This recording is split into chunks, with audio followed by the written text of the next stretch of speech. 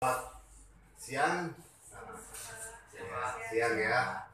Jadi saat ini kita memulai ya di sesi selanjutnya, sesi pertama di minggu ketiga. Sekarang di minggu keempat bulan Januari. Sebagaimana saya sampaikan kemarin, kita ada program menganalisa market. Kita kan setiap hari berkecimpung di bisnis ini, masa kita tidak mengetahui bagaimana arah pergerakan market. Nah, saat ini sebelum saya mulai, saya juga ingin kenal ya kan. Saya kenal Pak Pipin, kemudian Devian Pak. Devian, Ya. terus Jessica, Fitri, kemudian Dwi. Ya. Nah, jadi maksudnya apa? Supaya kita tahu gambaran market ke depan dalam minggu ini bagaimana, kan itu. Nah, sebagaimana kita ketahui ya, pada minggu kemarin market tertinggi itu adalah di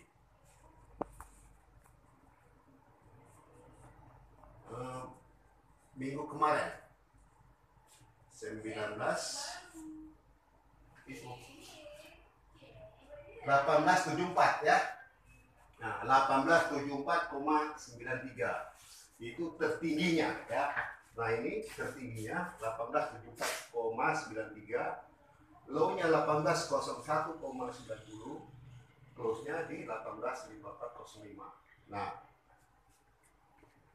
jadi untuk melakukan transaksi di bursa, khusus bursa emas, itu kita harus menganalisa apakah kita mau melakukan aksi buy atau melakukan aksi sell, ya kan?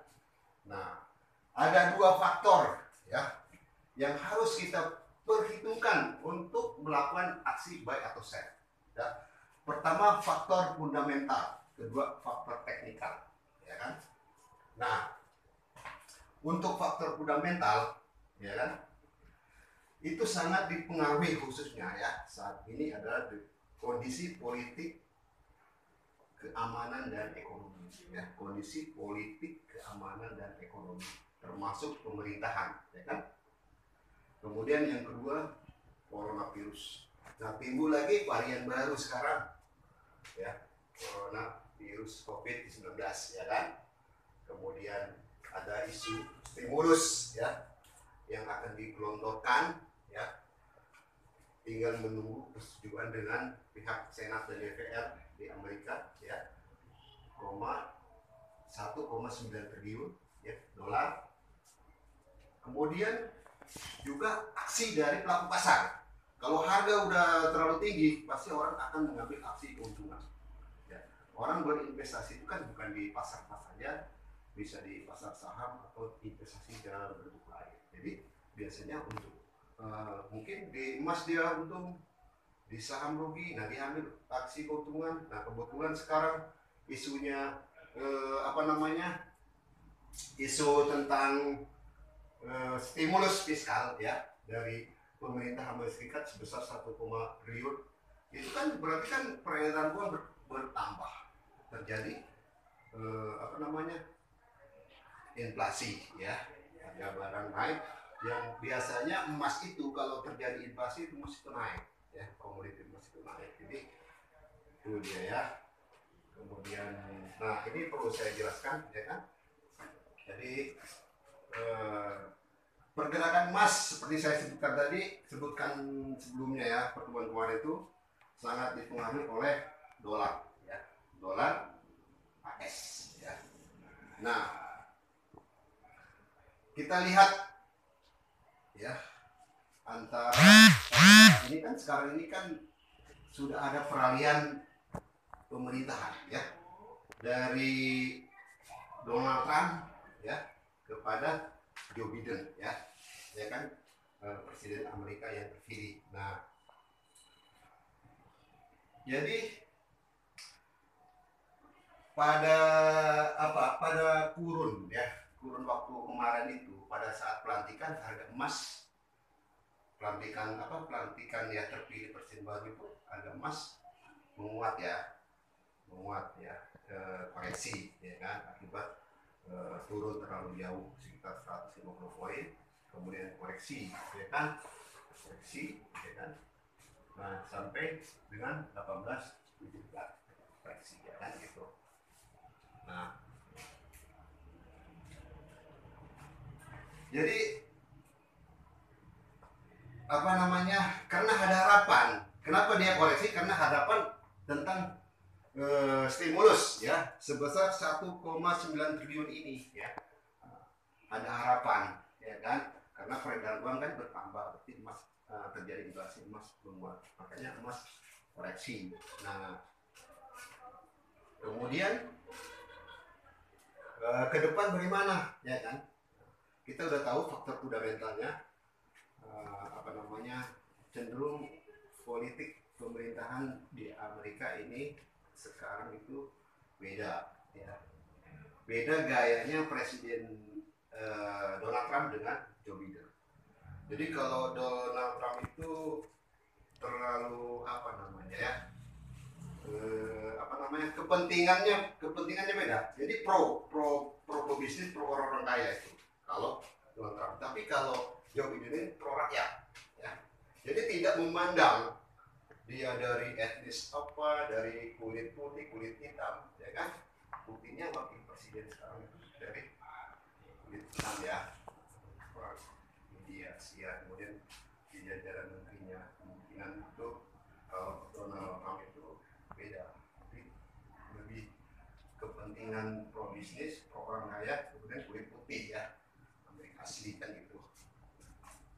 Jadi ada kemungkinan ya ekonomi lebih ke depannya lebih, pemulihan ekonomi lebih bagus ya kan. Makanya saham bunga tajam ya kan, indeks saham ya, Dow Jones, kemudian Nasdaq ya kan, dan lain-lain, udah saham global itu bunga tajam ya kan, karena ada apa namanya, ada kemungkinan ya ekonomi lebih bagus ya kan. Nah pada saat itu orang pada narik investasi emas ke saham.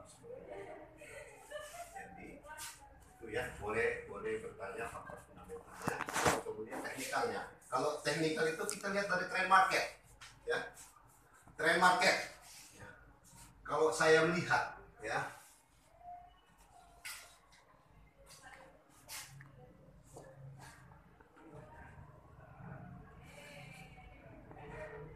trend market ya, trend market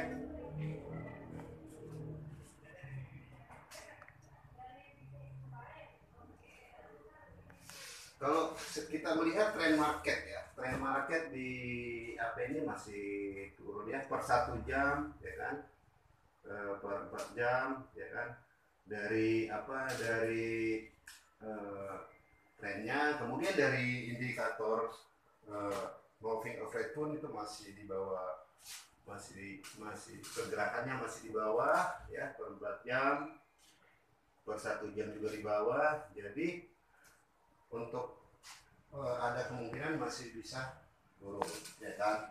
Nah, jadi saya lihatnya dari mana ya, trend market ya, kemudian dulu indikator dari trend line, moving average, kemudian Fibonacci masih di bawah 50% ya, dari harga tertinggi semalam dengan harga terendahnya ya, masih di bawah 50%. Jadi masih di bawah harga. Nah tinggal kita menghitung bagaimana kekuatan market turunnya ya kan, kekuatan market turun bagaimana kira-kira market ya dalam minggu ini ya. Saat ini market di posisi 1851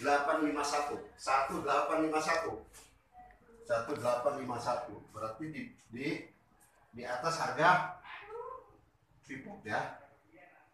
Nah, di atas harga pivot dalam minggu ini 1843. Nah, berarti dia akan kalau misalnya tidak ditembusnya ya 18, kalau kemarin itu kalau kita lihat yang tertinggi 1874 ya.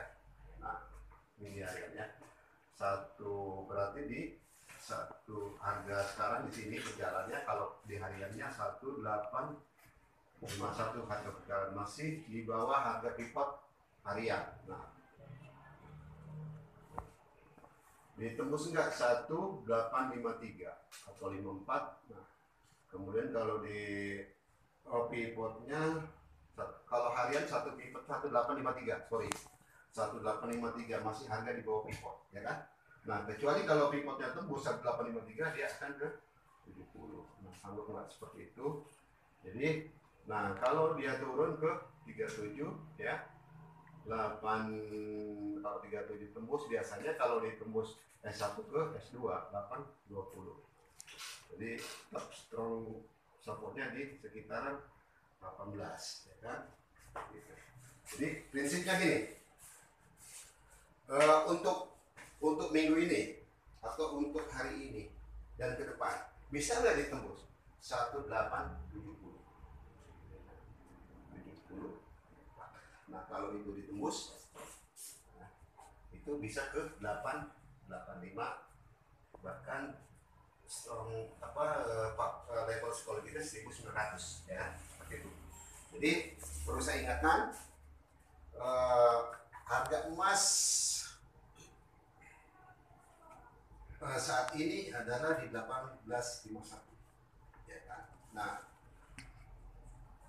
bisa enggak ditembus dalam minggu ini di 1870, ya, 1870. Nah, jika itu ditembus maka akan menuju level 1900. Ya kan? Jika kemungkinan terbang lagi dia. Iya, kemungkinan terbang lagi jika situasi ekonomi itu relatif stabil, ya kan, relatif stabil. Jadi mungkin vaksinasi bisa berhasil, ya kan, kan gitu bisa berhasil, kemudian ekonomi bagus itu bisa jadi bisa lagi. Jadi tetap di 1870 kemudian ke 1900, ya, 1900. Nah di situ nanti bagaimana situasinya, ya kan, itu sangat dipengaruhi oleh faktor fundamental. Nah, yang kedua, nah kalau dia jatuh di berapa, ya kan, sebaliknya, ya, sebaliknya di berapa, ya kan? Kemarin kalau tidak salah itu di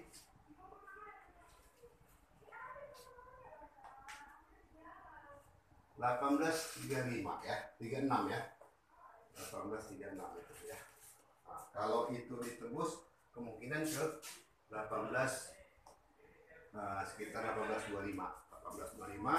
Nah kalau itu bisa ditembus lagi ke 800, bisa jadi kalau situasi, ya, situasinya kurang mendukung terhadap investasi emas, perdagangan emas, bisa jadi dia tembus ke 1800, ya kan. Jadi perlu saya simpulkan, ya kan, saat ini harga market di 1851, target kenaikan di 1870, target kenaikan lagi jika ditembus 1870 dia akan ke 1900, ya. Nah jika 1870 tidak ditembusnya, ya kan, apalagi tembus 1835 kemudian 25, dia akan turun ke 1800. Nah, kalau ini tembus, siap-siap di 1870, ya. Oke, mungkin ada kira-kira yang perlu Pak Pipin bagaimana? Sudah jelas gambaran dan pergerakan market, kemungkinan market di minggu ini. Jelas ya? Jelas ya. Nah, jelas sekali ya. Jelas ya. 1 minggu ke depan ya, Pak. Iya, 1 minggu ke depan. Iya, long term dalam 1 minggu. Ya.